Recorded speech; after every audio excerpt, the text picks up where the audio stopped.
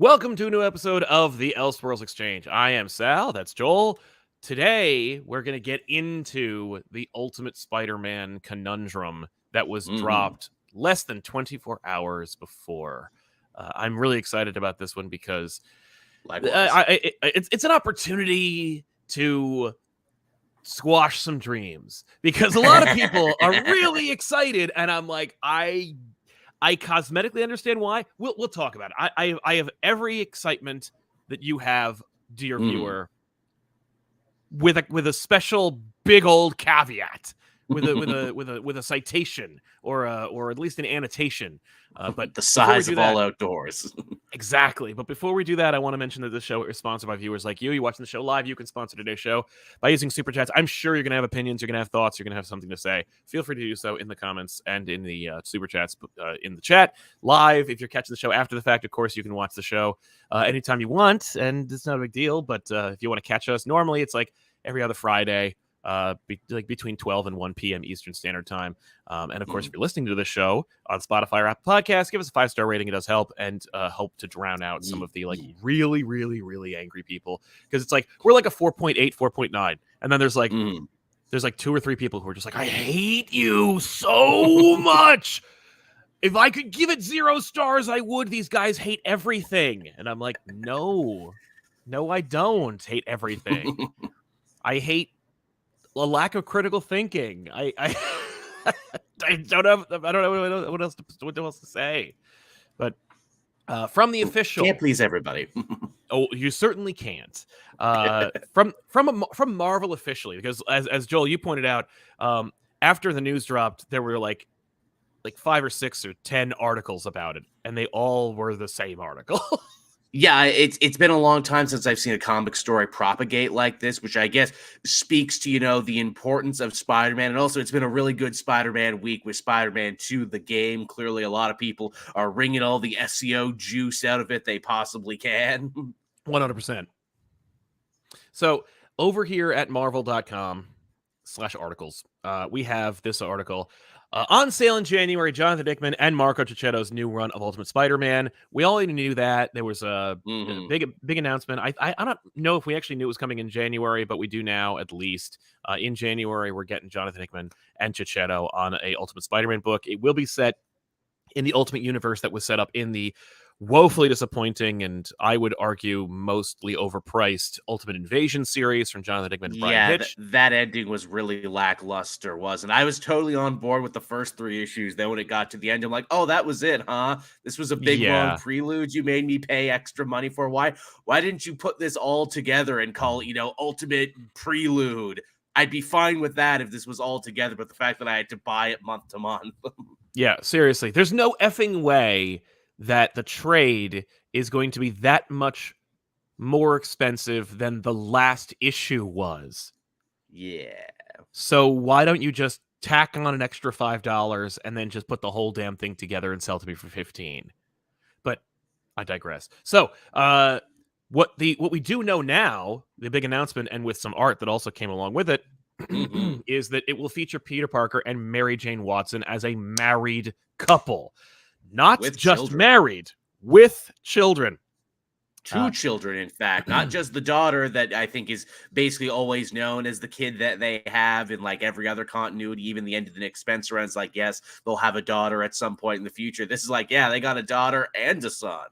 That's right. Well, they've had a daughter. I mean, obviously, we know Mayday Parker was their long-standing, I think, longest-running female superhero comic of, in some respects. Certainly Marvel, but yeah, that was Mayday Parker. That was the daughter. Then, of course, in the Renew Your Vows world, there was Annie Mae Parker, and alternately in the House of M universe, there's Richie. But and of course, in the J.J. Abrams comic, there's also that one.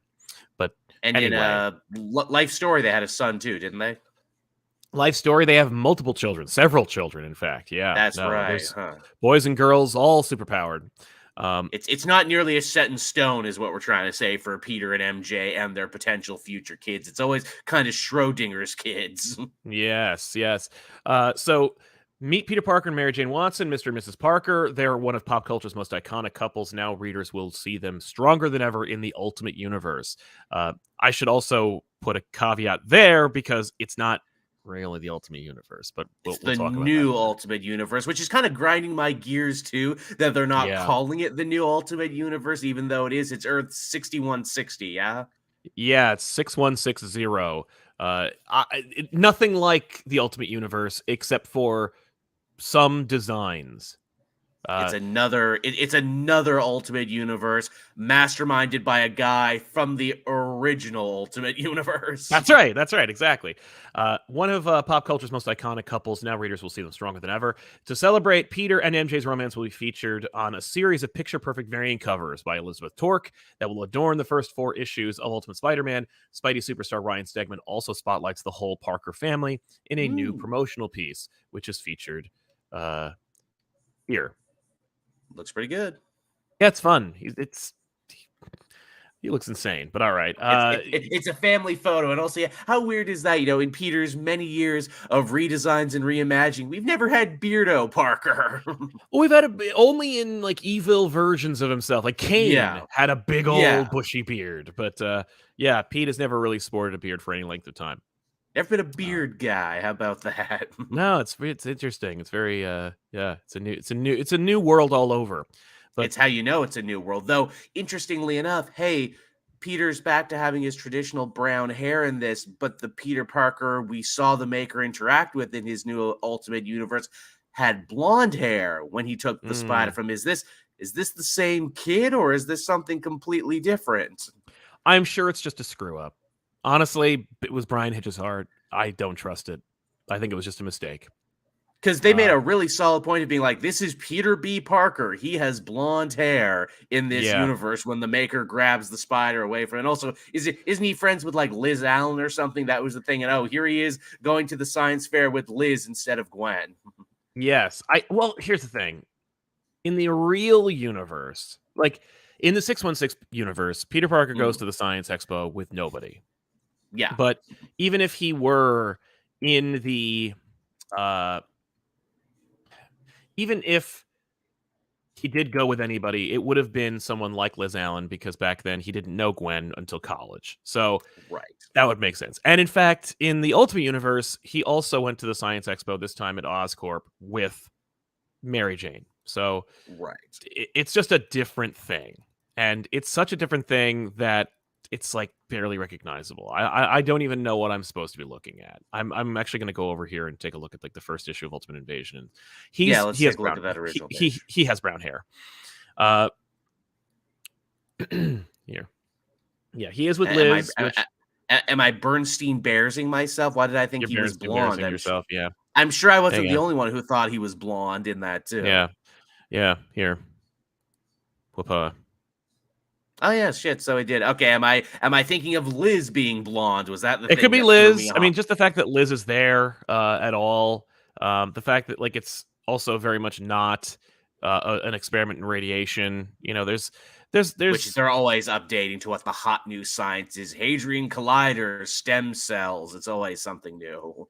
Exactly. But yeah, it's but they do call him Peter B. Parker, right? Oh yes, okay.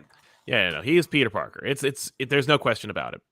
Which to me felt like a very interesting movie across the Spider-Verse adjacent thing to be like, hey, remember this character you like who also got to be older, have a family and a kid? Are we kind of backdoor canonizing that character now? Yeah, that would be. I mean, that makes sense to me. But we'll get into the nitty-gritty about the Ultimate Universe and Peter and all that in just a second.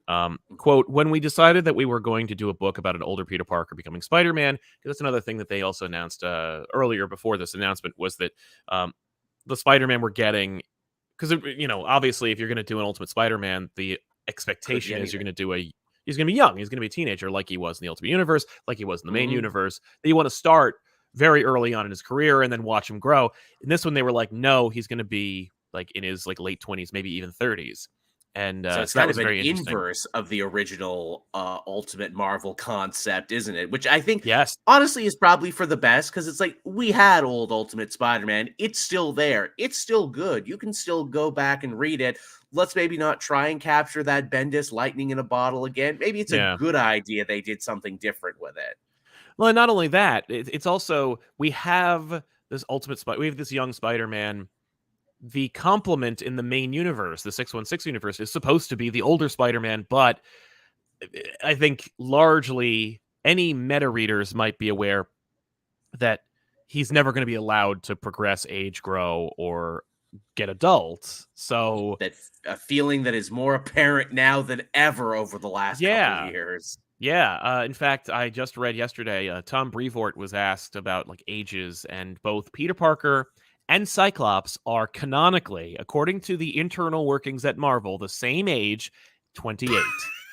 I'm sorry, what? Yeah, Peter Parker and Cyclops, Scott Summers, are both 28 now. Okay, that's hilarious. I thought it was bad when in I think it was like in an Agent Grayson Nightwing book, they said he's 23, and I'm like, oh, fuck all the way off. No, he isn't. No, he's not. Peter Parker isn't even 28. Like Cyclops, first of all, that's a hard 28.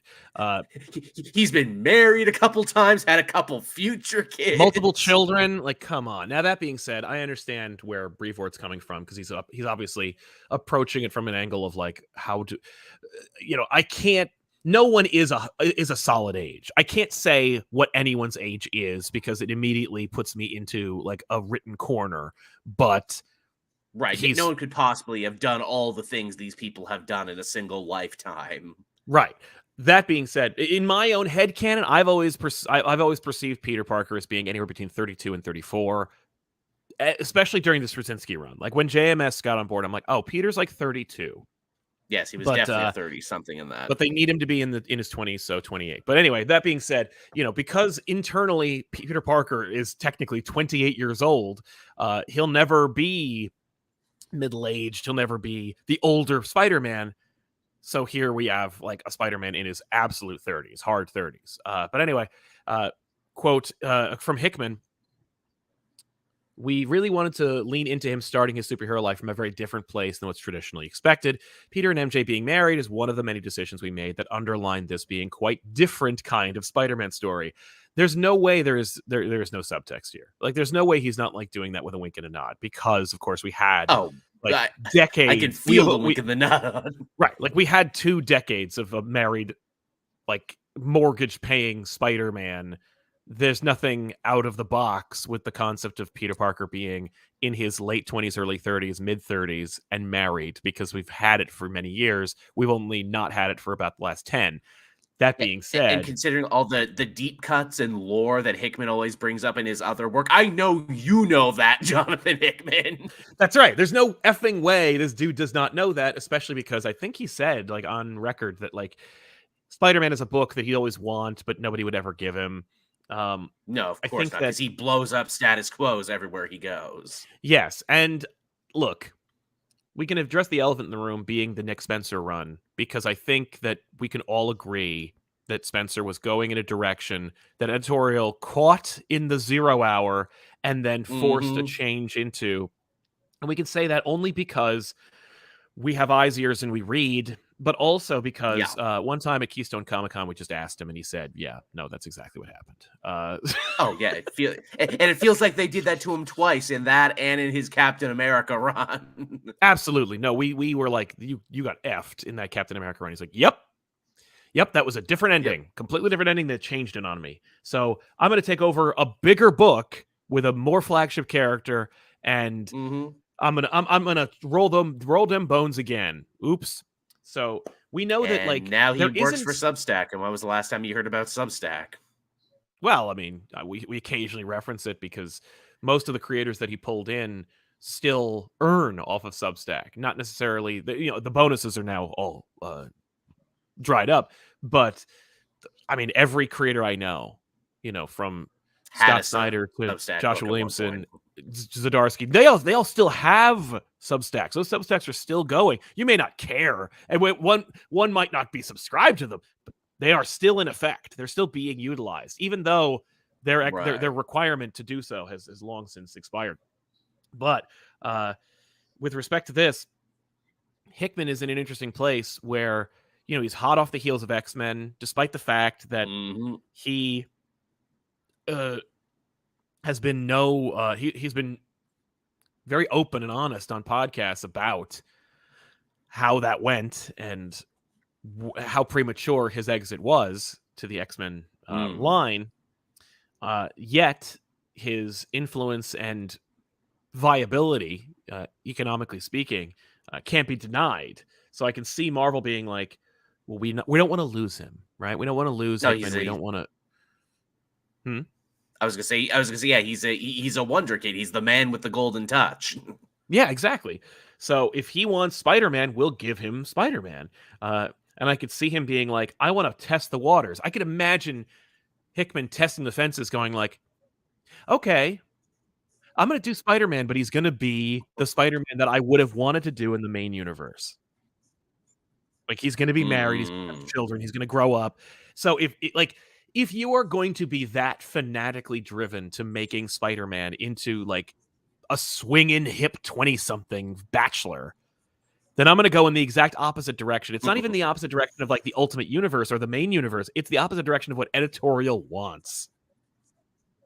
So that's fun. Yeah, you could just see them sweating and crawling out of their skin.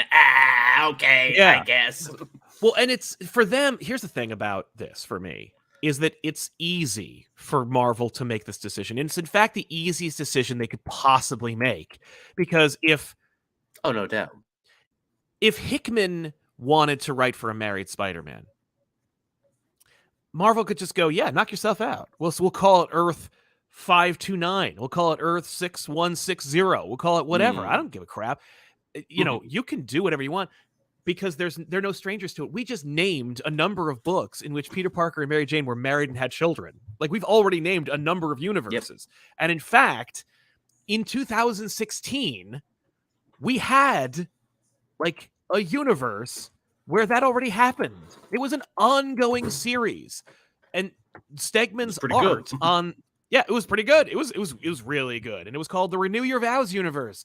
Y'all remember when not only was Spider-Man and Mary Jane married with a child, but they all had superpowers, and we got to get a little window into all of the other fun characters in the Marvel universe. Like this book existed for longer than I thought it would, but also longer than I could have, but shorter than I could have hoped, because it did not have the sales that it needed in order to progress.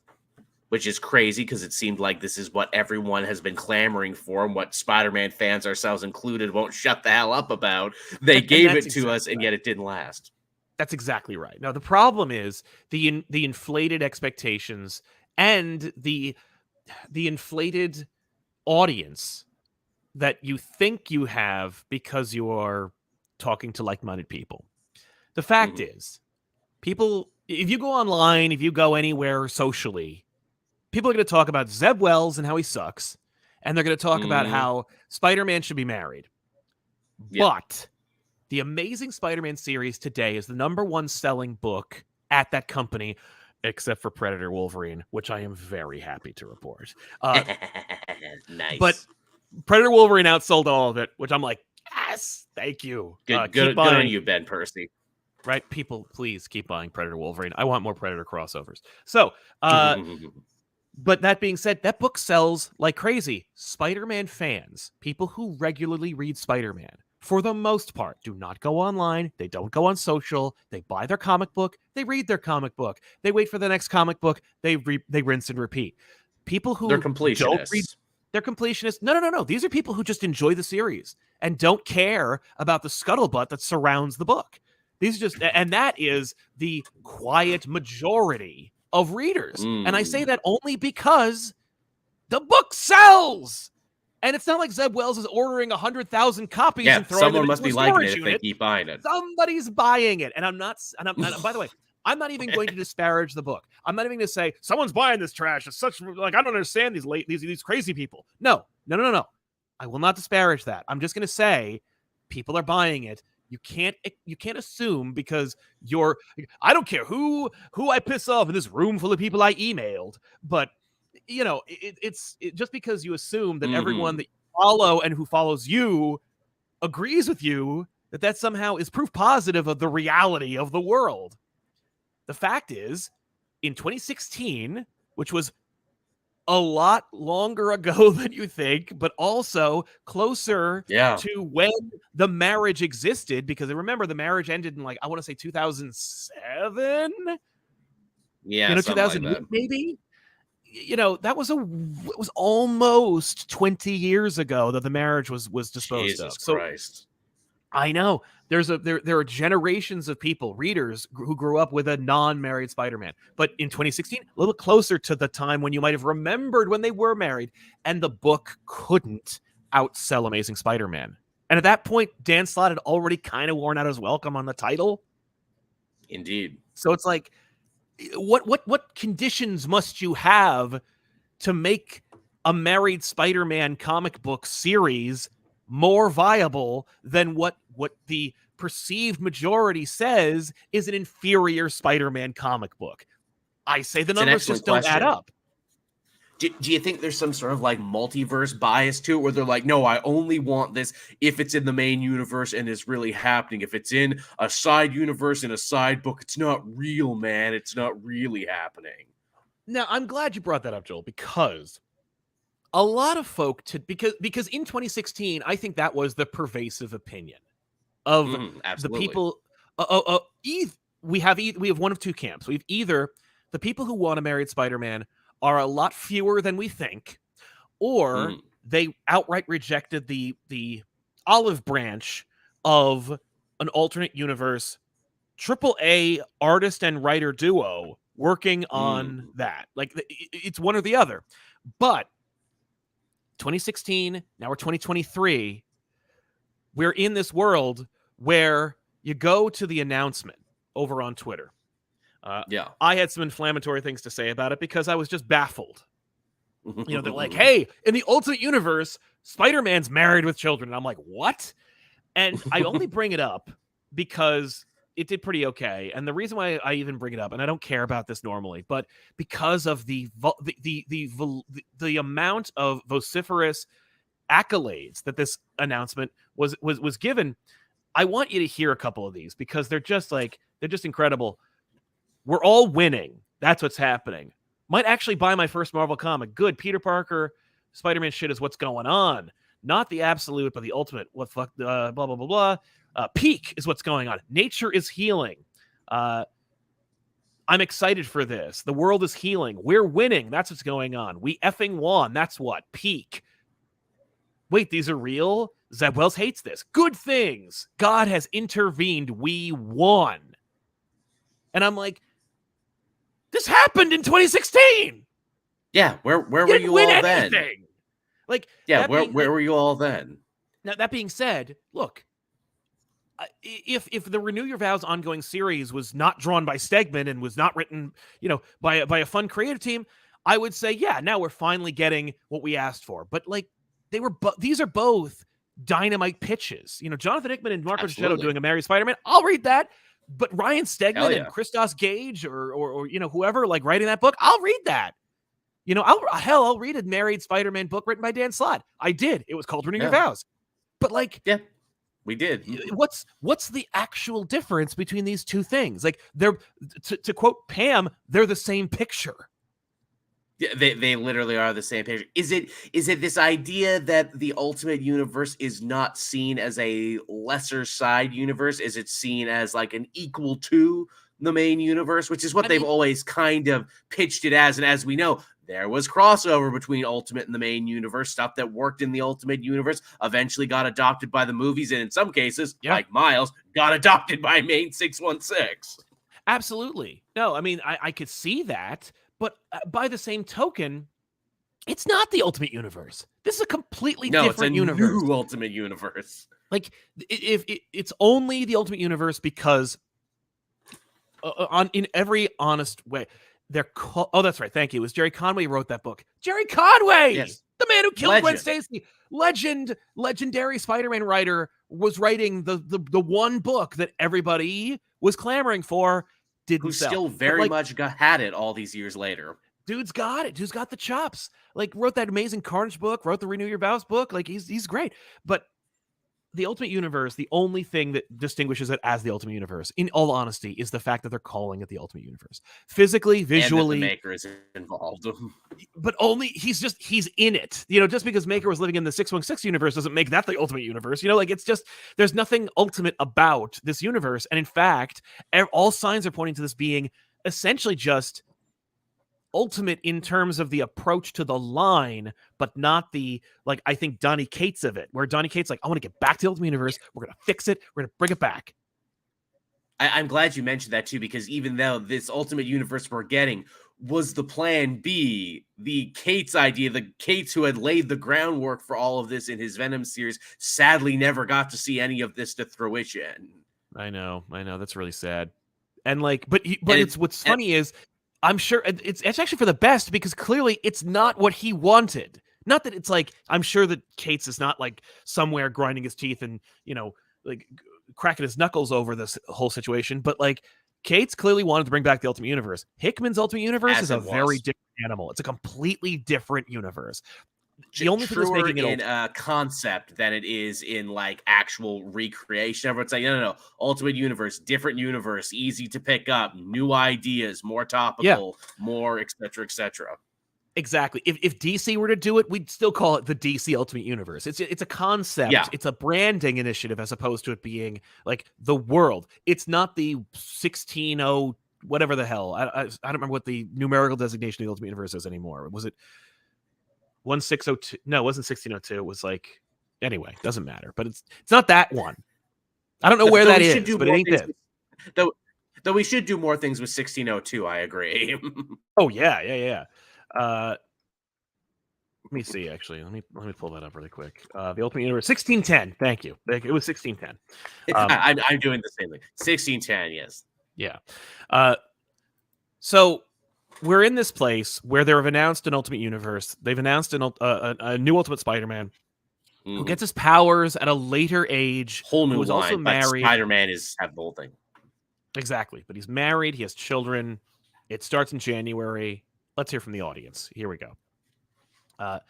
Hulkzilla, gonna have to watch this later when I get home. Still want to support you guys. Thank you, Hulkzilla. We really appreciate it. Welcome to the show. We'll see you around at the Ray Farr, ComicPop Woo. Thanks, Ray. Hope you guys are good. Ultimate Peter was so fun to read growing up, and I really enjoy his life and death. I don't know if I need more. Well, the thing is, it's just a question of, do you want a completely different Spider-Man? Because that's what this is. It's not Ultimate Peter. Yeah. It's a new Peter. Ironically, Ultimate Peter Parker does end up with Mary Jane and does like grow up and stuff. You could, if you wanted to make it an Ultimate Peter who married Mary Jane and had kids, like it could still have been that Peter. It wouldn't be much of a stretch. In fact, I have to wonder narratively, because this is assumedly a Peter who becomes Spider-Man later in life. Are we going to flash back and see chapters of his life? How did he get here? How did him and Mary Jane get together? Assuming he wasn't Spider-Man, how did his life turn out differently? Yeah, exactly. Eddie Eckenberg, great to catch the show live. I still can't believe they named the Renew Your Vows daughter Anime Parker. I wanted to be excited about this, but I've been hurt before. Two things, Eddie. One, absolutely, I hate that. I know that it's Annie and May and Aunt Anna, but May. It's Annie. Like they're calling her Anime. But I want to be excited about this. I've been hurt before. But here's the thing. Go ahead. I was gonna say, what superhero name did they eventually settle on for her? Wasn't it Spinneret or something? She didn't even have a spot. No, wasn't Mary Jane Spinneret because she had the costume? Mary Jane was Spinneret. Yeah. I don't remember what her. I want to say they called her Amp eventually, is what they settled on, because it wasn't Spider themed, and the book was already kind of canceled by that point. And I'm like, oh, that's interesting. She didn't get a Spider theme name. Yeah, that sucks. I hate it. Spiderling. Spiderling, that was the one. Yes, that makes more sense. That's awful too. But yeah, no, I mean, the thing about this is Hickman is no stranger to blowing up the universe, yanking Thanos' skeleton right out of his body, and Marvel, like I hate to say it, but Marvel is like a pioneer in rage baiting in comics. Oh, and, yes. I mean, like their ad rollout for the upcoming Spider-Man Reign 2 is just calling it like the book you hate the most. Like, it's just like, if they could get away with printing ads that said like Spider Come, they would do it. Not like Kari Andrews has a bold new direction, or Kari Andrews has this amazing book, or look at this great art. No, they're like, it's the book you hate, or it's the book that makes you mad. Here it is, everybody. It's getting another one. You wouldn't believe we do it, but we are. Like, what? We refuse to tell the stories you want, so instead we're going to print what we know will make you upset, so you will have to hate read this. Right? It's like if McDonald's was like, ladies and gentlemen, we know how much you don't like the Filet-O-Fish sandwich. Well, guess what? All our patties are replaced with fish sandwiches, and now the Big Mac is gonna be the Big Flap, and it's just gonna be a big old fish sandwich. And we're hoping you're gonna give us our money because we're making you so mad. Like, I don't know what that business strategy, but what's more baffling is how much it works. Not at McDonald's necessarily. I know, right? So I mean, like, Marvel could be like, "Oh, I love this." No, let's roll out. Let's commission a host of beautiful covers of these two just snuggling, only for issue 2 for Mary Jane to die. Great job, guys. Great job. Right? I don't know. Bryce Harriet finally can be live with my comic gurus. Regardless of the conundrum, I, 24, am excited to finally read good ongoing Spider-Man in my lifetime. I mean, yeah. Well, I hope so. I mean, my argument would be there's lots of good Spider-Man going on right now. It's not just Peter and it's not just the comics. Yeah, the Miles book is the best it's ever been since Bendis under Ziegler. The Return to Superior with Slott had a great first issue. The games are great. The movies are great. There's arguably more great Spider-Man stories now than there have ever been. It's just not Peter. It's just not the main universe. Right. I can't agree with you on the fact that there are more great Spider-Man stories than there have been, because there have been like 5 Peter Parker stories in continuity going concurrently at the same time. And yeah, fair enough. But I can say that it's good stuff. Spine-tingling Spider-Man is really good. It's not going to be ongoing, but it's still a really interesting and fun story. Yeah, there are a lot of good Spider-Man books out there. You just are going to have to not read the one about the main character. You just can't read the flagship one, which how weird is that? Very. Caleb Murphy, first time I've been able to catch a live stream since I discovered ComicPop almost 2 years ago. Thank you, Caleb, and welcome to the family. Elseworlds Exchange is one of my favorite things you guys do. You're both so articulate and funny. Well, thank you, Caleb. I try to. I've noticed in the last 2 episodes, I did take like hard breaks on the episode to go, hang on a second, and then look things up. I'm like, I'm feeling like an old person when I do that. I need to knock that off. Mickey Veach, I want it to be a spiritual continuation. I want this to be a spiritual continuation of Bendis' run so bad, but oh well, Hickman's good at Hickman. I'll give it a shot. That's exactly my approach, Mickey. Like literally, that's my approach, where I'm like, I honestly just wanted Bendis to come back and just keep doing Ultimate Spider-Man. But if I can't have that, I mean, we're in a weird place, Joel, and I think I'd like to get your opinion on this. Are there creators working today or available today who could work today? Not like, oh, if Jack Kirby came back to life. No. Are there creators working today or able to work today that if you announced them, you just had a blank comic book sized length of paper and put their names and a logo of whatever project they're on, you could actually sell like a crazy amount of books as a result of putting their names on it? Do they exist anymore? And is Hickman one of them? Yes, I would say there is I would say there's about a handful of superstar writers and artists who can, move stuff just via name recognition alone. And yeah, I would say Hickman is on there for everything he did to revitalize X-Men, for everything he did to, build basically the biggest Avengers event ever that was, the new Secret Wars and everything. I think he certainly, earned his stripes in that regard. Likewise with Chichetto, I think is one of the hottest rising stars in art right now, blew our goddamn minds with that Daredevil book. And I'm like, man, what's his next project going to be? You think they would have announced it by now. Then they did. And it's Spider-Man. Okay, right on. Right. I just, it's funny because I feel like we're in a weird place now where like, let me look at that Ghost Machine announcement where it's like, you got Brad Meltzer coming back. You got Jeff Johns working on stuff, and like it's like, the New York Times was excited to talk about it, but was the comic book industry, like were people really that like clamoring for it? I mean, if I just put, you know, there are certain names that used to be a big deal or that used to be able to sell books just on the name cachet alone. But I feel like today, even if I'm excited to see those names, even if it's like, oh man, I'm seeing, I mean, look at the Greg Capullo Wolverine stuff that hasn't come out yet. You know, like Greg Capullo is at Marvel. I mean, and again, I don't want to toot my own horn here, but I broke the story that Greg Capullo was going to Marvel in my interview at New York Comic Con over a year ago. He came on the show. We're talking about it at New York Comic Con, and he's like, oh, I'm going to Marvel. And CBR didn't care and didn't write an article about it. Bleeding Cool, I think maybe wrote like a blurb, and the audience at large was not like, I'm sorry, did Greg Capullo just say he's going to Marvel right now? Like, what's happening? And it's just like, but that's Greg. Yeah, that's Greg Capullo. It should be huger than it is. You're right. You know, long gone culturally seems to be the days of the superstar artist, of the image revolution, you know, when, you know, they would make these seismic waves. I think too, now it feels like we're in a day and age of like Kickstarter and, you know, like creator owned stuff. Your favorite creator probably has a side hustle too that he's doing. Like it's not as special. That side hustle is a side hustle. It's not like a big, you know, push. It's not like, oh, I mean, look at remember when White Knight dropped and everybody was just splooging themselves over it? Sean Gordon Murphy is doing a Zorro book. And I know. Is anybody buying it? And he's doing another creator-owned book too as well, which again looks really good because it's the art you've come to know and love from White Knight. Exactly. No, oh yeah, that's right. It's like I'll look that one up too. It's got a fun pun name. I had it mixed up with Tim Seeley's Local Man, but I know that's not it. Plot Holes, yes. Plot Holes. Thank you. That's the one. I remember him pitching Plot Holes like years ago and being like, "That's a really cool idea. And like this is gonna really like be awesome." And Plot Holes has come, and I don't hear about it. And it's not like I'm not disparaging anybody. I'm just saying like it's, you know, it's not as big a deal anymore. It's not like, oh, I put their name on it and it's just going to sell. It's just done. You know, like, I mean, Nice House on the Lake is a book where it's like, oh man, James Tynion IV is doing an effing book.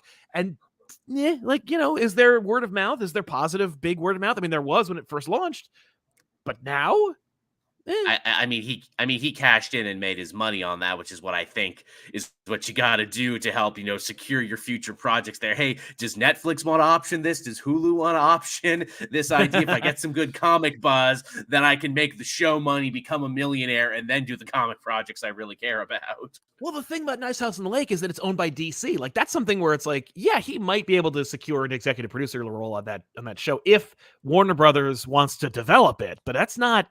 You know what I mean? But anyway, we're getting off track. I don't want to talk too much like about the comic industry and superstarness.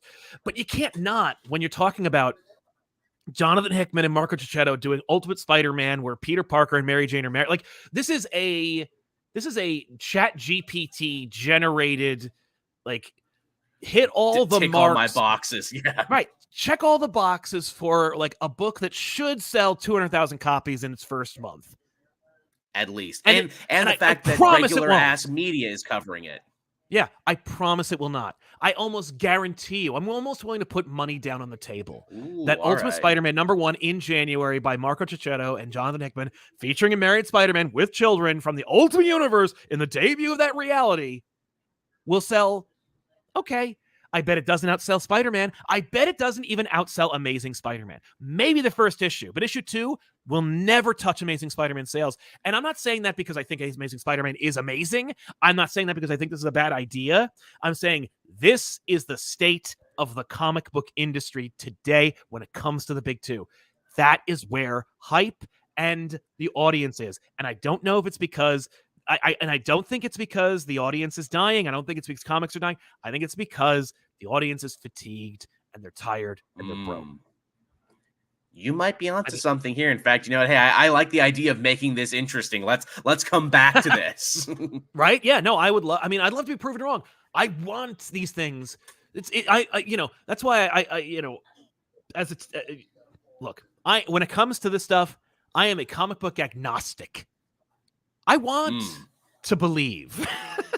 Don't we all? I want it. I want it to happen. You know, that's why I'm not like saying, no, I'm a comic book cynic. I'm a comic book atheist. There's no hope left. We're all just dirt and it's all gonna come crashing down. No, man, it's just like this is big. This is big news. And listen, this is one of the most high trafficked episodes of our show live that we've had in a long time. No doubt. There is obviously an interest in here for this book and for this discussion, but does it reflect the overall opinion of the internet, of the comic book of comic books? The internet does not necessarily reflect reality. It is a cracked mirror, as we know. if anything. Moving on. Jamcall X says, the new Ultimate Universe is giving me real New Coke vibes. But honestly, imagine how big an actual event it'd be if they just let Hickman reverse one more day. Dude, that's the thing, right? Like, this is see, if you want to get a little cynical, for me, this feels like Marvel having their cake and eating it too. This feels 100%. like Marvel going, like, well, No obviously, like this could actually, this whole damn thing could literally be a Hickman pitch for Spider-Man that he had for the main universe that he just went, oh, well, if you're not going to let me do it, then I'll just put it over here. So they compromised. Yeah, because like there's nothing that would have stopped them from saying, yeah, Hickman, work your X-Men Avengers magic on the Spider-Man book right now. There's nothing that would have stopped them from doing that except for the fact that they don't want to. And that they've shown us time and time again that they don't want to. No, exactly. Or just like there's this very, and what's really frustrating, because the more I learn about the industry and the more behind the curtain I can see, the more it is not just numbers. If it were numbers, I would actually be able to respect it more. Right? Mm-hmm. But sometimes it's just ego. Yeah. Oh, 100%. It's petty bullshit. And that's true of every industry. It's petty ego bullshit. And it's like, and I'm not saying that because I want anyone to be like, it's this person, it's this person. That's why I'm not like, because I don't know, especially at Marvel. I'm very out of the loop when it comes to that. But like, overall, there's a lot of ego, and there's a lot of like decisions and decrees that are made just because people are like, not on my watch. And it's like, dude, really? Like, how could you say that? I mean, and these are cracks in the facade. You know, the Renew Your Vows book was cracks in the facade. This is a crack in the facade. This is them going like acquiescing in some respect to say, look, I'm acknowledging there's a want for this. Well, and I'm willing to put money down to prove that it's not going to be the sales juggernaut that you think it's going to be. Like, this is them going like... It feels like they're challenging us a little bit. Yeah. Like, all right, cards on the table, my guy. What next? Right, exactly. That's why I remember doing this job back in 2016 and like championing Renew Your Vows and going, look... You and me both. Look, if Renew Your Vows outsold Amazing Spider-Man month to month, it would be the new norm. It would have superseded Amazing Spider-Man.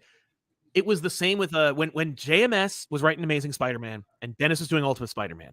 Those books jockeyed for the top slot month to month. It was never that one did better than the other. It was always that one did better than the other month to month, week to week. You never knew they were both that well received and they were both that well trafficked. Like the same people who were reading this were reading that. It was not like the Jenkins JMS run where it was like Jenkins doing spectacular, JMS doing amazing, Jenkins doing a really good job over here, but people are like, nah, that's spectacular. I'm not reading that. I'm reading amazing. It was just, but with Ultimate, everybody was reading it.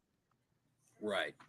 That was a way to say, regardless of how bad Ultimate X-Men occasionally went, or Ultimate Fantastic Four went, or any Ultimate crossovers, and they did, they knew Ultimate Spider-Man was a viable commodity, and they let it keep going, and they let Bendis cook for as long as he wanted because it sold, because the numbers reflected the investment.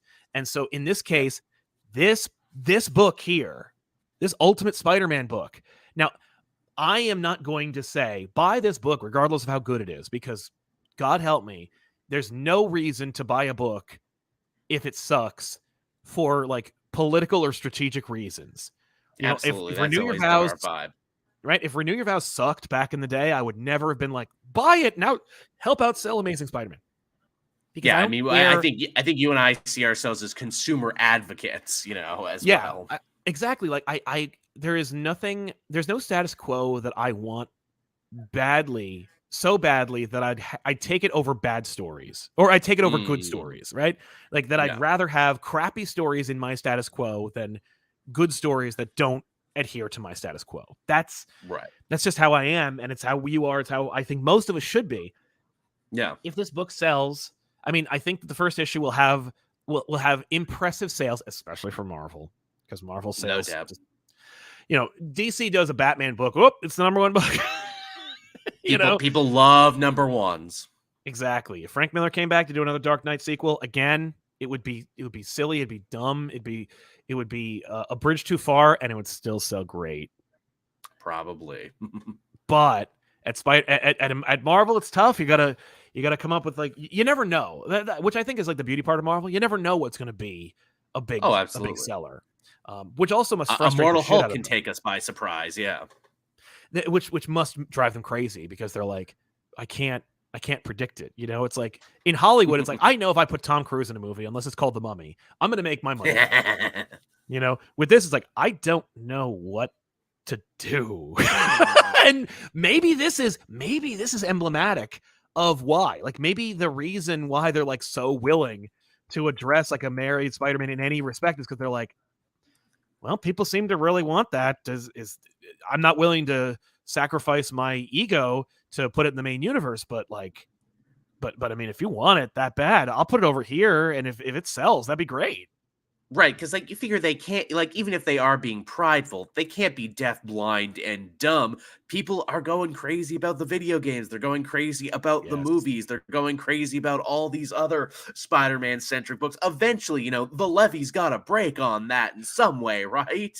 Well, and the interesting thing, because I think that's worth bringing up, is the Across the Spider-Verse / video game of it all, because in both realities of those medias, Spider-Man is monogamous, and Mary Jane is the subject of his love. That being said, you don't have options. If you want to watch a Spider-Verse movie, your only Peter Parker is Peter B. Parker. True enough. And that's a movie that takes years to make, that is the collective work of hundreds, if not thousands, of people who all have creative input. With the video game, exact same scenario. We got a sequel. How long has it been? Since the last one? 5 years? It takes 5 years to make a AAA title like this. They're like, we have to continue the story we told 5 years ago. Not we get to keep doing installments. It's not we have this MMORPG of Spider-Man, so we can just keep dropping new adventures. They broke up in the last expansion, and so now we got the Black Cat expansion, and then we're gonna get the Gwen Stacy expansion. They can't do installments like comic books. It's we could sequential media, it's monthly media, it's soap operas, we gotta have new stories to tell, and sometimes we gotta artificially create drama for years at a time. Right. And so when it comes to comic books, they're just that's their situation, where they're like, yeah, we could just break them up or put them back together or whatever. We're not going to, but we're certainly not going to we're not in it for the long haul. We're in it for the immediate gain, which I think is also hurting the industry. With that being said, it is. If we put them together, there's no carrot on the stick. There's no reason for them to come back next month. We need something to hold over them, damn it. Well, you could just hold over good, interesting stories. No. Yeah. You could just hook them month to month by cliffhangers written in serialized fiction, like we do with Tom Clancy novels. Get the fuck out of my office. Yeah. MN&M says, do you think Marvel sees this as a kind of test run, and if this ultimate run is successful enough, they'll implement the marriage back in continuity? No. Well, yes. Okay. Yes, asterisk, because I think this is them essentially courting / keeping Jonathan Hickman and letting him do whatever he wants, keeping him happy and employed at Marvel. And I think that if they learn that data, if that data is reflective of what you say, then they may use it. But again, my concern is there is just so much ego associated with this decision, with this very specific decision. And now that they've implemented it for so many years, for over for a decade or more, you have generations of people who don't want that. And you have the data to back up the fact that people don't want it because they're buying the main book. So Right, they could also use it as the eternal excuse now to be like, "Oh, well, we did put them together. They did get married and have children in the Ultimate Universe. Over there, we're not gonna mess with success, though. People who want that'll just read that book, and we can keep doing whatever the hell rec rap, do whatever the hell we're doing with Right. Spider-Man now." Exactly. Dude, I mean, like, yes. Yes, that's right. And I think that what's frustrating is they have a point because it's technically their character and their books and their intellectual property. They own it, and it's ours to lose. They should know like, best, right? well, they should. Well, they don't. But like, if if we But don't they buy this should. book, or if this book doesn't succeed, and it does everything we want it to do, and we don't buy it, then it's our fault. I mean, like, they can literally point to, like, they can go, renew your vows, life story, this, like, Told you so. they don't sell as well as the main book. Like, our decision to do that back then was right, because we make more money. And it's like, they don't, but like, whatever. Anyway, Kingsport Cal, after rewatching X-Men Days of Future Past, I realized how dope Magneto's theme is. I listen to it when I'm getting ready for work. Superstar, I'm the bad guy. Okay, cool.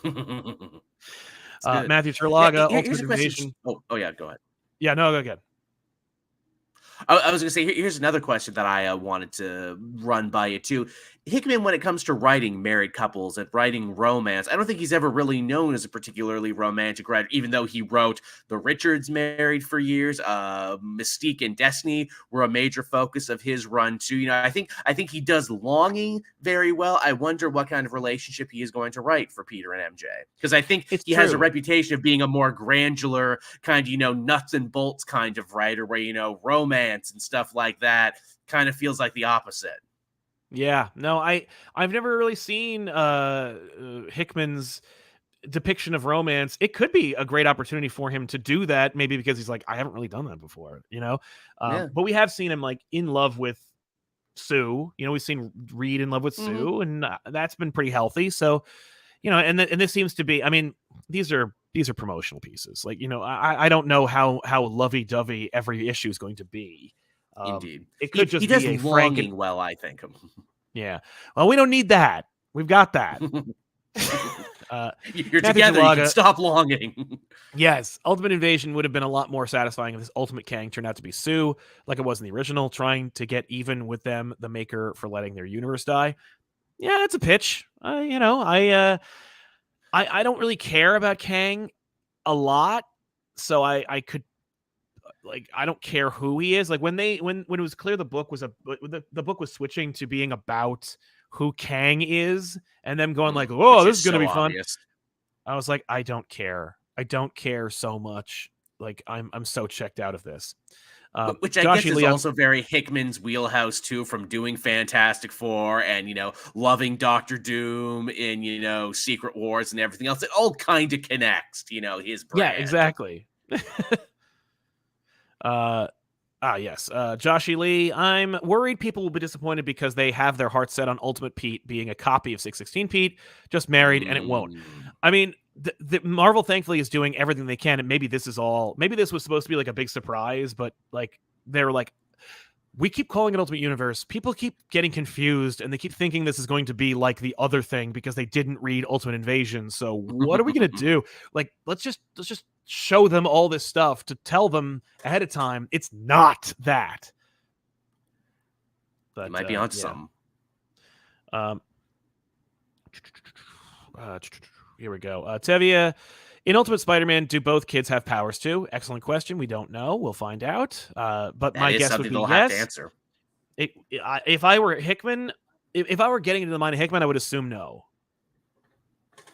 Right. RJ, in my opinion, I don't care unless Pete and MJ are together in the main U, and there you have it. Like, that is. Well, there you go. But proving what I said before, that there are some people who are vehemently adamant about that. I'm not saying that's a good thing, one thing or another. Just thank you for proving what I said. Exactly. Like, there are tons of people who are like, there are people who are excited to the point where they're like posting GIFs of being sprayed with champagne. And then there's others who are like, well, it's Ultimate. I don't care. I'm not going to read it. And I'm like, well, 616 or it didn't happen. I mean, the reality is, like, there's a fundamental situation here where maybe we need the kind of enthusiasm we're seeing, even if it is like forgetting the past, getting like really, I mean, because the Renew Your Vows book, I don't recall there being this level of like, hype. It was more No, like, there really wasn't. and it could be just because of Hickman. Just the Hickman hype allows for people to get really, really excited about it. Even if like maybe Hickman's looking at this book as an opportunity to just tell kind of like a straightforward story about a married dude who has superpowers. I think it's a couple things. I think it's the Hickman involvement. I think it's the, new Ultimate Universe imprint. And I think it's also the fact that the Zeb Wells run we're in right now is being a lot less well received than even the Latter Day Slot was. Where like Latter Day Slot was like, this is kind of boring. This isn't really going anywhere. With the Zeb Wells stuff, it's like, okay, you found a new way for me to make me hate this every single month. Great job. That's very true. Wreck Matthew Rap. Chalaga, Wreck Rap. It's been confirmed by the author that Gwen doesn't exist in the new Ultimate Universe. They don't want to deal with that BS in their new series. Okay. I mean, like, Can't blame I don't them. know really talking about Gwen, but yeah, it's like, it makes sense. Well, he's already married. Like, it would not make sense to introduce Gwen. Gwen in context of Peter. It's not like, it doesn't have quite the same impact if Ultimate Green Goblin kills Ultimate Gwen Stacy in a new Ultimate Universe where Gwen Stacy and Peter Parker are super best friends or super close or she's a lab partner or something. Like it just doesn't work the same way. So if he's already married to children, that story's over. That story can't be told now. And if Spider-Man didn't have spider powers as a teen, who's to say that they didn't meet at all? Who's to say a lot of his villains didn't become villains? Yeah, exactly. Sylvia Cricket, the artist for this Ultimate Spider-Man, has the opportunity to do something hilarious and hide a secret Mephisto appearance in every issue, like a satanic Where's Waldo every issue for the super fans. The super fans if the Superman fans buy any of it, just buy the book. Like you don't need Mephistos to get the damn thing. But I mean, I don't know what kind of hold Mephisto has on on these universes. I doubt he's going to be a factor for Hickman. But yeah, I mean, they could reference it. Certainly, we've gotten more overt ones, like in the Spider-Man Deadpool book, where he just literally goes to hell, meets Mephisto, and Mephisto's like, "I took your marriage," and then nothing happens out of it. Yep. Adrian Montez, Pop made it live. Sadly have to go. Well, thanks for being here, man. Aww. Thanks a lot. Revolutionary Dragon. The big question will be: is Amazing Spider-Man sales take a hit when Ultimate Spider-Man starts?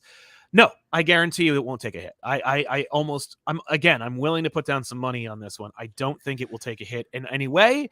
The question is whether this book will overtake it. And again, I say it will never overtake it, but I would love to be proven wrong. But the reality, the focus here is if the book does sell as well as Amazing Spider-Man, that will send a message. If it overtakes Amazing Spider-Man, they'll be like, we have made a mistake. We need to course correct. If it undersells Amazing Spider-Man, if it undersells Moon Knight every effing month, then we know that the marriage conversation is over because we've already been given it a million times. At least the marriage conversation can end for the main universe, like Amazing Spider-Man. Like Amazing Spider-Man's marriage question is over. For this generation, because I think new fans become old fans very quickly. That's always been my view of it. True, but I could also see a 50-year-old Spider-Man editor showing up one day and going, "The marriage is back."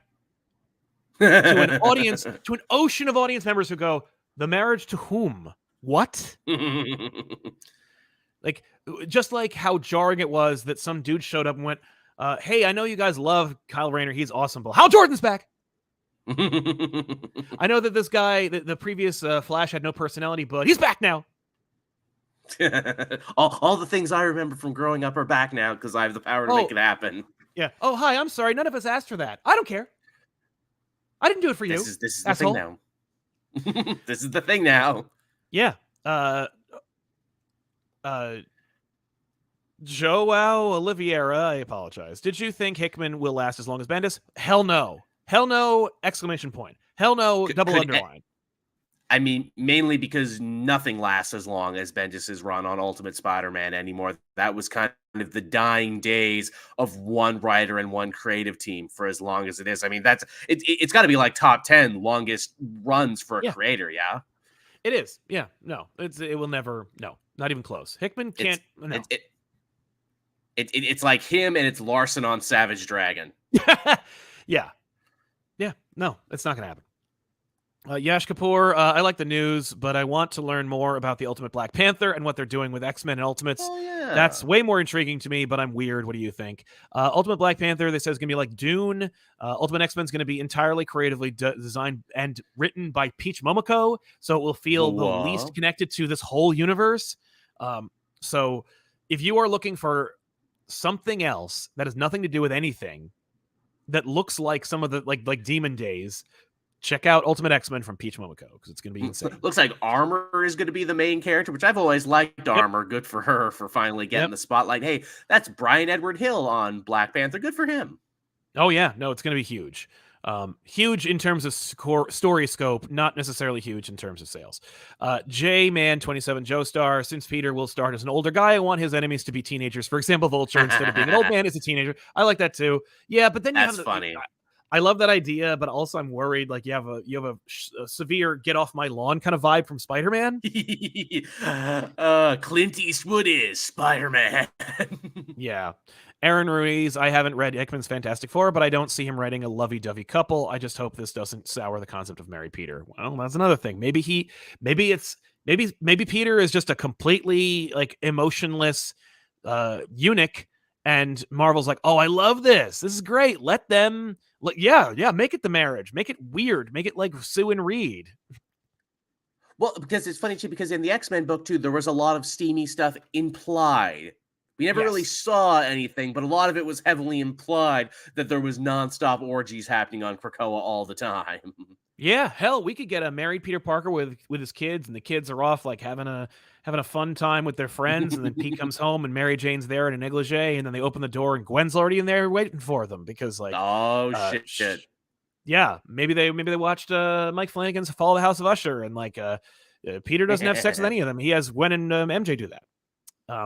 Yeah, but Extra Medium says too, because let's do something with Flash Thompson. Right? Yeah. Well, Sal's right about me when he says fatigued and broke. I mean, there is a vocal, if not underutilized or underrepresented audience out there of like people who are like, I love comics. That's why I read them for free online. And yeah, I see it more and more. And like, full disclosure, if I wasn't doing this for my job and if I couldn't write this off on my taxes, I couldn't read half of what I'm reading now. That's the thing, is I wouldn't be able to buy them. I know that like they need my dollars and cents, and the comic book industry it will die if people don't buy the effing things. And if you pirate an indie book or like a book that sells like less than 20,000 copies, you're an asshole. Like, and I mean that only in as much as like you're literally hurting that book. Like, you know, if you're pirating Amazing Spider-Man, like I'm not going to argue with you. I'm not going to condone it, but I'm not going to freaking be like, boo. The number one book they always put their money into. Oh no, you don't. Yeah. Like, you know, but like it's getting to the point where the conversation needs to be had about like the price of comics and about the availability. Comics need to be more accessible, because I think that, you know, music piracy dropped like a stone when you could buy when you could get a song for $1. Yeah, because there was a better way. They offered a better way, cleaner, easier way. You didn't get viruses as a result anymore. It was way better. When you make it convenient, people will do it. The big thing is people pirate when it's too complex and, you know, too needlessly predatory is what it is. Yeah, Spotify killed Napster and everything else because it was a better way. As simple as that. Jay Sage, this book seems to be like it was made for Twitter kids who don't read comics but complain about the current run. Much love to you both. Love the show. No, there's no way. No, this is the advertising campaign is definitely meant to get people excited who fit that description. But this is just Hickman doing Hickman. Yeah, not to say that there isn't a contingent of Twitter kids out there who I see more and more recently where it's like, do you read the book? No, right? But you feel very strongly about it, huh? Oh yeah, big time. That? Yeah. Matthew Chalaga, I was always under the impression that the time skip is what killed Renew Your Vows line. The time skip did hurt it because that was very jarring and no one asked for it, but also just the fact that it was already not selling great. It was selling fine, but it wasn't selling great. We had better data back then about like what sales sold, like what books sold month to month. But yeah, it just didn't sell as well. It never crested the hill. Like it never actually reached the limit it was supposed to. Corey McGivney, it feels so strange how confrontational and catty Editorial can feel sometimes. It almost feels like Marvel knows and they're counting on it, not overperforming, just justify their stance on Spider-Man. Yeah, exactly. We kind of addressed that. That's what we've been saying. But like, yeah, I also do think that like social media is like, you know, it's ironic that Stan and company at Marvel blurred the line between the audience and the creators by making this kind of conversational tone with its audience and making it be like, welcome to the family. And now we're in a place where that kind of thing is ubiquitous among all brands, but the people at Marvel particularly are really not antagonistic, but more defensive. Or confrontational even. Confrontational and defensive. It's like, dude, like I understand that it like look, I do this for a living. I'm told I'm an asshole. I'm ugly and fat and stupid 10 times a day. Every day. Every day for the last 10 years. I know what it's like to be attacked online by morons. Yeah. I continue to do it because it's better than working like anywhere else. It's better than any job I've ever had. Because I'm a glutton for punishment. Right. And and I get off on it. But no, it's because obviously I'm obviously just, I'm sexually satisfied by your rage. But like, it's also because like, I know that it's a vocal minority because I see the numbers and I know who's watching, and the only people who say that are the same people with ghost accounts. So like, what? Yep. How could I possibly care? And it's like, they didn't. The people who felt this way about comic books, the people who felt the worst about comic books, that had the worst opinions about them, have been having those opinions since comics were created, and they used to write letters. Sure did. And you'd have to open them and read them before you realize, like, dear so-and-so, I've been reading X-Men for like 27 years. And I have to say, this run has been the worst it's ever been. And I hope you die. Like you have to read a lot before you even, as opposed to just checking your Twitter feed and seeing that someone called you a douche. Like, that's it. There's no effort. And I don't know. But like, don't get that. Like, just don't look at it, Anyway. I mean, hell, we're seeing so many comic creators now just completely disconnect and be like, yeah, I don't want to be on Twitter anymore. I'm just going to be on Instagram. It's nicer there. I'm just going to go to Blue Sky. People are nicer there. Yeah, I mean, and the reason why they're nicer there is because there's less people. But yeah, which is sad but true. Again, like, hey, don't get me wrong. I'm loving my time on Blue Sky, but boy, does it feel like a digital gated community where we're all just sitting on our front porches. Yeah. Oh no, there was like, I don't know about now, but like at least about a year ago, at least about like a couple months ago, like Threads was just, hey, does everybody think that this is better than Twitter? Yeah. That was the whole conversation all the time. Yep. Jonathan Bell, thank you very much for your generosity. So Hickman's Ultimates is still 1610, or are we slapping a new Ultimate designation? It is a new designation. It's 6160. So it's 616 with a 0 at the end. I think that the original template, like, I think that it uses the foundation of the original universe with the changes that the maker made on it, as opposed to the Ultimate Universe, which was just like, it's like that but different. But we'll see. But yeah, no, 1610 is still either missing, destroyed, or whatever, but the Ultimate Universe, as it is today, is 6160, a different universe. It's not the ultimate. At the end of the day, it's not the Ultimate Universe. No. And it gets quite confusing, too, because, again, if you were reading that Donny Cates Venom book, the maker made it back to 610, but it was all in flames and all destroyed and everything. But also, there's multiple makers, apparently. Al Ewing set that up in another book. Apparently, there are multiple makers running around. He made copies of himself. That's awful. Yeah, that's a little much. That's why, like, when Ultimate Invasion, he's in jail. I'm like, no, he's not. He was in another universe. It's like, no, there's other versions of him. Well, shit. Yeah. Uncanny Human Torch. Debate and switch with the symbiote origin was dope, I assume. If you're talking about the Ultimate Universe, yes. If you're talking about the video game, talking about in the game? Because both do it. Yeah, can't help you there. Raidu, I hope this is a possible return of Teacher Pete, possibly my favorite career he's Yeah, had over the years. That felt really fresh and new and interesting, but it being a teacher, did. I'm like, there's no way he's gonna get away with doing this. Like, it's like there's no time. But he It's was great. rough. It was a lot of fun. But hey, you know what? If you wanted to make it nice and topical, which the Ultimate Universe always was, it's Spider-Man being like, "Man, I feel really undersupported and underfunded in this school system that I'm in right now. That's true. That's true. And I Hayden take less of a Hamilton. shit kicking being Spider-Man." Right, exactly. That's my reprieve. Yeah. How do you deal with negative comments, especially when you're new to YouTube? Did you have to set rules for yourself? Curious, my own work. I don't. You have to read them. They happen. What I do is I just flag really like.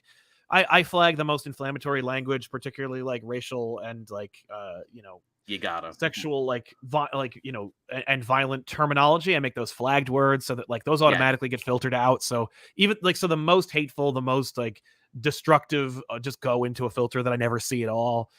When it is like something that's just like blindingly negative with no construction going on, they just go away. They just disappear. Like they're just I go like that's a person who's deeply resentful of what I have and they're just looking to try and upset it because there's no downside to this job.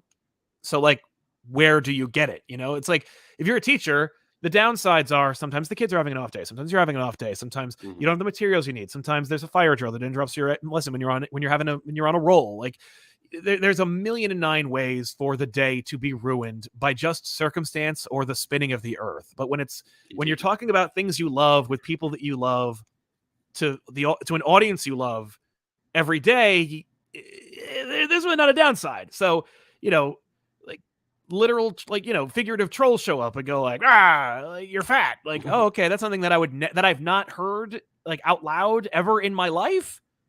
Yeah. So it's like it would only be found here. So trying to contextualize that, having a healthy outlook on life also helps in a big bad way. Absolutely. I've always considered it to be a matter of perspective is what it is. The internet, what I do here, this is my stage, this is my job. Right. I get to clock out when I'm done here. It's difficult to try and make this not your whole life. And I know at my most unhealthy, I have made this the center of my universe. Don't treat it like a job, treat it like a 9 to 5, clock out at the end where it's like, that I think is much healthier. I agree. Crisis, thanks for your support. And Thorn Identity, Marvel isn't the company anymore. It's a subset of a much larger corporation that has zero interest in any of the things consumers care about. They don't have to compete, so we get nonsense. I think that you're onto something very strong there, not only just because I know behind the scenes, but also because the company that owns Marvel doesn't care. Marvel never cared about book publishing, which was like mistake number uno when it came to like how Marvel approached their bottom line, right? Because like the big two need to implement book publishing practices in their bottom line because they publish periodicals, but they never like do. We were and getting there for a second when they teamed with what was it? Was it Penguin or was Penguin? It Random House? And we're like, oh, this might be good, but then it didn't really happen. Yeah, and we see them there. Like I've seen like the Penguin prints of old books, and they're beautiful and they look like books, which also is a problem because comic book purchasers don't know to buy like a book that is also a comic book that's on the shelf at their comic book store that looks like a book that should be at the Barnes and Noble. Like it is contradictory and insane. But like Marvel and DC were never really interested in publishing books, but Disney and whoever owns Warner Brothers this week certainly don't care about publishing books. They don't even care about publishing comic books, and they certainly would never. Well, and those are companies that used to have to make deals with the comic book companies to license out the characters that the comic book companies owned. All right, and they clearly had nothing but utter disdain and like just this condescension for those companies, and now they own them. So it's not like they changed their tune. They're the exact same people who already thought the comic books were like a lesser form of entertainment, and so now they own it. So they're especially not going to care about making them better or innovative. They're certainly not going to know how to make comic books work because they never had any respect for the industry in the first place. So like you're not going to get any help from upstairs. So you've got these companies that make these comic books that they almost don't even know how to sell anymore. And they have no help from upstairs. In fact, they might even be getting discouraged because upstairs they're only caring about the people downstairs making more IP that can be leveraged, that only dance can from me, make, funny book man. well, and they only make a certain number. You know, like I remember when the glass ceiling broke. Like, I remember Spider-Man 2, I think it cost $220 million. If I'm going off the top of my head, don't correct me, everybody. But like, I think the first Spider-Man movie, it was over $100 million. Second movie, $200 million. But I remember like $200 million as the cost of a superhero movie. Like a AAA big time superhero movie. It's $200 million. That's how much they cost. Whether it's Avengers, Spider-Man, Black Panther, Ant-Man, $200 million. Like that's how much they cost. That's the maximum amount they cost. And when you get into $300 million, $500 million territory, you're not seeing any change in the quality, in the execution. It is indistinguishable. You know what I mean? Like Spider-Man wanted a lower budget because there was less to do and there was just less going on, fewer effects, and the effects themselves didn't need to look as good. Spider-Man 2 looks better than Spider-Man 1 because more money was put at it and they had more time to work on it. But like Ant-Man doesn't necessarily look better than Spider-Man 2 because they cost the same amount of money and they don't really like care. For me, these upstairs companies approaching IP factories or mines, as I refer to them, in like the form of superhero characters, you know, they're like, give me this thing that I don't value, that cost pennies to create in the 60s, that we're paying dollars and cents to creators to tell the like deepest, most personal stories they could possibly muster from their creative muse about. And I want to make $1 billion off of it. Like in no reality is it possible for you to do that. There's nothing about keep doing it. Infrastructure of your business or mine that justifies your expectations. And so then when it doesn't happen, they get resentful and angry. And then, like I said, ego gets involved because it's like from the top down everywhere, comic books, movies, music, everywhere there's ego and it's insane. And it's the same level of ego. And so they're like, oh, well, now I'm going to fuck you over. Like, it's just insane to me. But yeah, no. How anything gets made, period. Yeah, it's amazing that anything gets made. Dex Baker, thanks for your support. Donovan Roberts. Hope you all are having a great day. Thank you for reinvigorating my love of comics. Keep up the good work and stay excellent. You too, Donovan. Thank you very much. Good name. And Bryce Harriet, Sal, buy Renew Your Vows. Me, on it, Chief. Aw. Trust me, that's not the one from Secret Wars. The Jerry Conway Renew Your Vows. The Secret Wars one is kind of connected, but kind of not.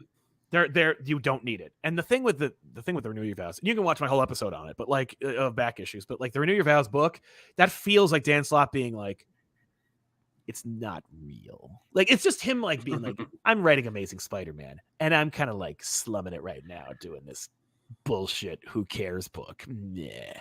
Like it's just weird. I don't know. I don't like it. It had a really like weird tone to it. It could be entirely extrapolation from just an online persona. You know what I mean? Like, it's just like, that's it, but that's kind of the problem, right? Like for some of these creators, like don't, if you think that you're going to have this kind of reaction to the audience at large, just don't put yourself in that position. You know, I remember liking it more than you. Yes, you did. But like, I don't know. I have no informed tone for the David Michelinie run on Spider-Man because I have no idea what he's like. Like, you know what I mean? I interviewed him almost 10 years ago, but like otherwise I have no idea what his opinions are. I have no idea who he is as a person. I have no idea. I have nothing. You know what I mean? I've been told like the political leanings of particular creators from like the 90s to the 2000s. And I'm like, really? Yeah. And none of that showed up in the book. Seriously. Right. That is not in the books. And it's like, that's kind of amazing. And it's just like, yeah, maybe there's a reason why like, you know, book tours don't really happen anymore. Yeah. You know, just anyway, but holy shit. Yeah. Hell, and I'm still I know there's a particular, this has nothing to do with anything, but there's a particular character, real person who left DC, and they were the like chief reason why the Black Label line collapsed under itself immediately after the release of Batman Damned, and they left the company now. And I'm like, that's great. You've you've done all this damage, and now you're just gonna go. And I was just reminded how disappointed I was at like DC for like this golden opportunity. You know, like you see YouTubers, Twitter personalities, like micro celebrities or influencers, just any opportunity that falls in their lap. You know, it's a meme, it's a joke, it's a TV or movie plot at this point, where it's like, you know, it's an episode of Community when Chang is in a is in a, like a commercial, and his like stupid like one-liner becomes this sensation that they try to capitalize on and make money off of it. It's like everyone is talking about your new Batman book, which is the flagship book of this brand new line, and you're not going to get in front of a camera and talk about it. Like, you tripped at the starting line, man. Like late night talk show hosts are talking about your book. They're showing the cover, and you're not going to go on it. Real traditional media coverage, the thing you're so hungry for. Right. You're gonna Pope copies? What are you, insane? Yes. So anyway, good riddance. But Thorn Identity, do you think a startup with new heroes in the universe could use the cheaper, more accessible model to break in with the fans, or has the ship sailed on the new readership? I'd never believe. God, I hope that so. There is. I do not believe that there are no more new readers. I fundamentally believe that there is always the potential for new readers. We're kind of seeing something like that. What's that other company Ghost they Machine? do like kind of animates? No, not Ghost Machine. They were doing like with a really interesting new model. They were doing like anime style, all ages superhero things. They had a Batman. What they sponsored a convention we've been to. Webtoon, or what are they called? Yeah, is that the one? They had the Gotham Adventures? Yeah, that had an interesting model, and I did feel like new people were reading that who were maybe intimidated to read a comic. So I think there's something there that, again, embraced a new model. Right, like recognize what works and embrace it. Don't try to change it. You know, like DC. There was a comic strip that was made without DC's approval for years that there is no excuse. Back in the day, okay, really quick. Here's a history lesson, folks. Penny Arcade was a webcomic that was huge and exciting, and everybody loved it for a little while. And when I say a little while, I mean such that it destroyed G3. Or it destroyed E3. It destroyed E3 because of their its own convention and everything. Yeah, you know, PAX, that actually all spawned from a webcomic. And that webcomic originally started... Expo. Yeah. It originally started on a website for, I want to say it was gaming or it was like hardware, but it was like, Penny Arcade was a comic strip that they put up on the top of their page to get traffic so they could buy like computer hardware or something. I don't recall what it was, but it was a magnet strip that got people to go to the website. That was what Penny Arcade started as. And then they realized, oh my God, I'm not getting any revenue for this. We can make it ourselves. There's thousands of people who are going to this website just to look at the comic strip and not buy anything. So we can make it into an industry. And it did for a little while. But back when this like fan-made comic strip featuring DC Comics characters existed, would have been a great opportunity for DC Comics to get in bed with them and put it at the top of the DC page. You know, just embrace the model. Just embrace the model. Pay the guy, make the book or make the strips, collect the strips into books, put out the book of strips. You own it all anyway. They didn't do that. It's just embrace the model that exists. Don't try to change it. When it comes to the Wayne Family Adventures or whatever that book is, like that or strip, that is like look at the comparison between the Wayne Family Adventures and something like the Marvel Infinity Comics. Right? Yeah. They both embrace the webtoons model, which is indeed endless scrolling of comic strips. You're just reading the comic, scrolling until you hit bedrock, right? That is the model. But Marvel Unlimited or Marvel Infinity Comics wants to keep it behind a paywall and get your money, get your subscription. Yeah. Whereas Wayne Family Adventures, you can just read that effing thing. On Webtoons, the place where a million people are. You know what I mean? Yeah. They're already there. They're already conditioned to that method of comic distribution. They're reading comics every day. Yes, I know. I know I'm seeing people again because I'm experimenting with TikTok now for the first time. I'm seeing people talk about it on TikTok who talk about like makeup tutorials and stuff. So Yeah. people who are interested in it, who aren't the traditionally marketed to comic book audience. I think there's something really nice about that. Well, the fact is they're changing the movies, the cartoon show. If the world at large, if you ask a comic book fan what their favorite version of the Justice League is, they're probably going to say Justice League International or whatever their first exposure to the Justice League was in the comics. If you ask a layman what their favorite version of the Justice League is, they're going to look at you cross-eyed, but they're probably, if anything, going to talk about the cartoon show. Yeah.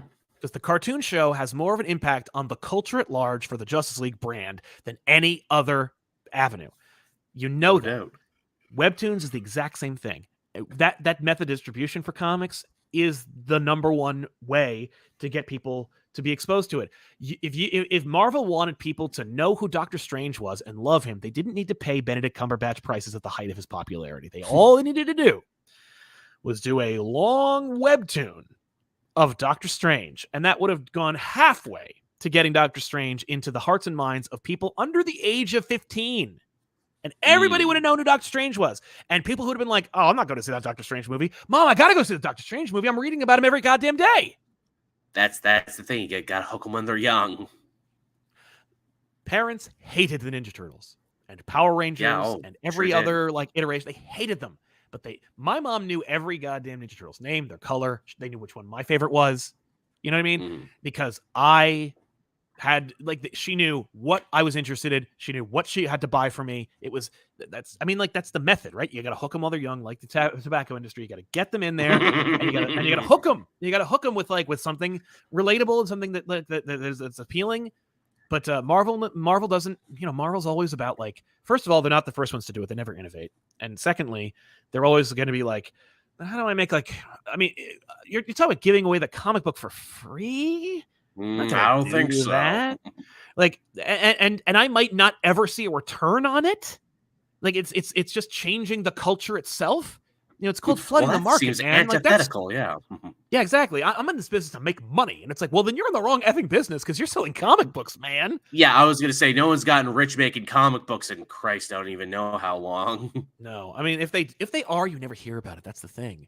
The people who are getting rich making comic books, you never hear about it because they did, and then they just quietly make their money and faded away. Yeah, they just disappear, or they just keep making it. And they're nice and quiet about it. But anyway, there's methods. I don't think that the way to do it is the way it has always been done. I look at we just had a conversation about this on Off the Rack, our sister show here on this channel, which you should definitely watch when you like and subscribe. But Tiff and I were talking about the Ghost Machine situation, and I'm like, and my buddy Ethan was just like, wasn't that just Wildstorm? And I'm like, yeah. And it's and it's all the same people who helped create the Authority and comic books in the 2000s. They know how to make people buy comic books? I mean, there was a big line at the comic book convention for signed copies of an ash can of Ghost Machine, but does that equate sales? No, the biggest push was the New York Times article. This is true. Are they also maybe thinking too, we're living in a time where, there's kind of an arms race for superhero and comic book stuff on streaming, or at least there was. I feel that's starting to peter out now, where it's like, look, if we can make something, we can get it licensed, and, then maybe hopefully we can, see a return on our investment in this thing. But honestly, I think we're kind of slowing down now. I mean, The Boys didn't, get a new comic series for its spinoff. They just spun it off. They didn't, get another Ennis comic and go, oh yeah, we're making the Ennis verse. No, we're making a spinoff. We're making our own thing with mostly original characters. Exactly. No, the Invincible. They never have to make another Invincible comic book ever again. And in fact, I would again another I bet money on this one. I bet you never see another new Invincible comic ever again, because why bother? Sure, I might be able to do that as a pay it forward, because Robert Kirkman seems to love comics. Robert Kirkman does love the comic book industry, so he might actually go back and do that. Whereas Garth Ennis is like, what do I need to do that for? I get my money back. I'm done. And Amazon is not in the industry. They're not making comic books. They don't need to worry about Boys sales. They have the license. They're they have selling the IP. Them, kind of. Exactly. They're like, no, we're making Boys cartoon shows, spinoffs, and the show. That's how we make our money. You know, we sell boys posters to people who don't understand the boys. We sell Homeland posters to fascists. Like, that's how we make who our also money. don't seem to understand the show. Yeah, who think that Homelander is cool and the hero of the movie or of the show.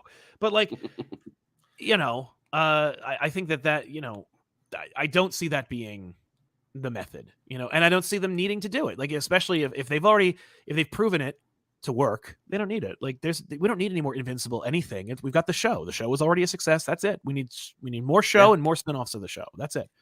But anyway, so yeah, it's a complicated industry with a lot of interesting stuff.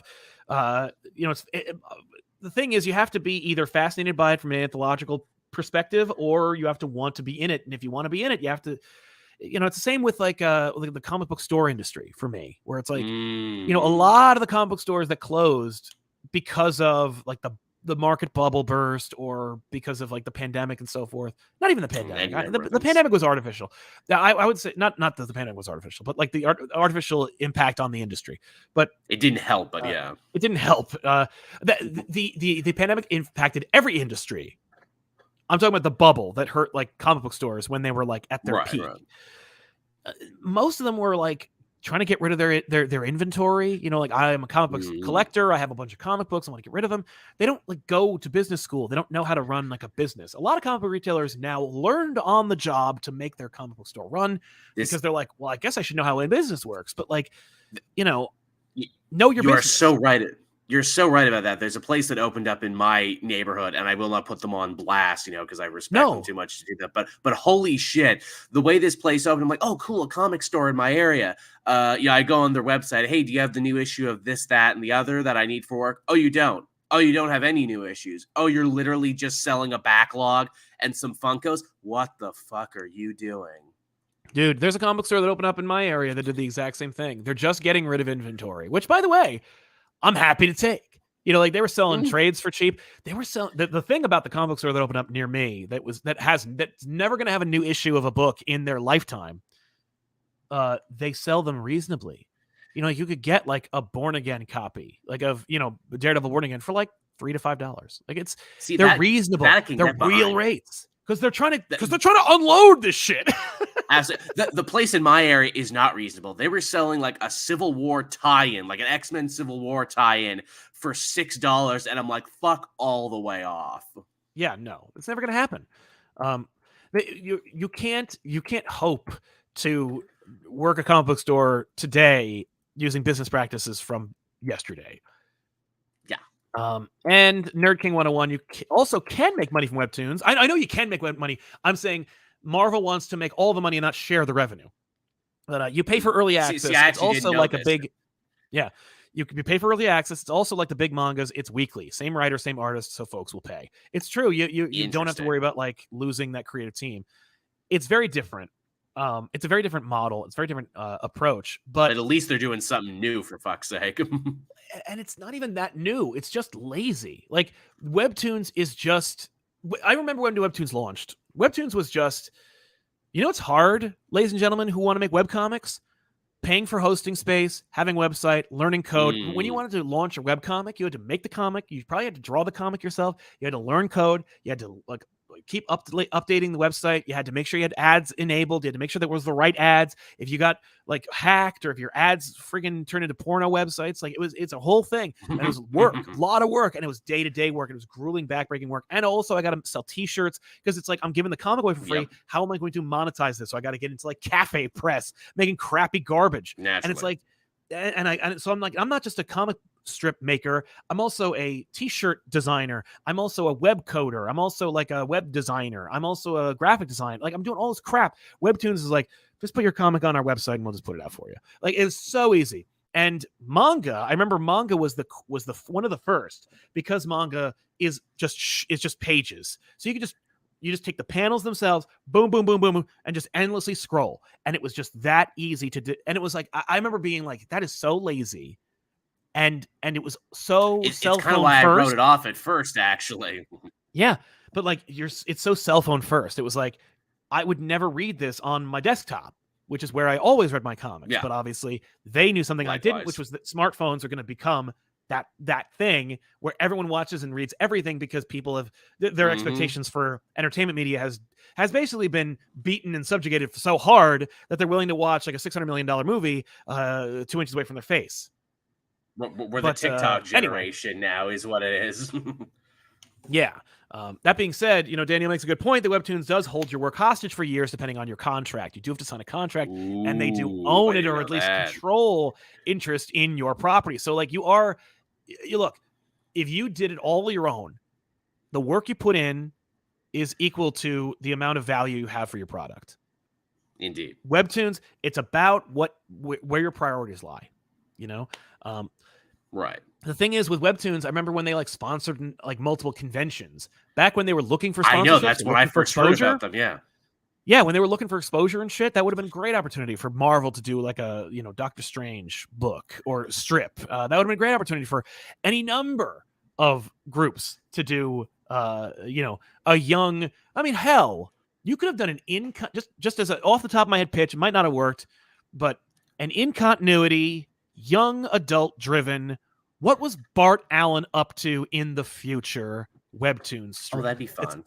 It's in continuity. It's written by Mark Waid, and it's just endlessly scrolled. Here's what Impulse was doing in the future before he left for the past. That's all you needed. I bet that would find a good audience. Just an idea. And by the way, you didn't even need to say it was in continuity. You just say like The Adventures of Impulse, and readers go, holy effing crap. I'm reading like all this extra stuff that Mark Waid has an endless font for. I'm sure.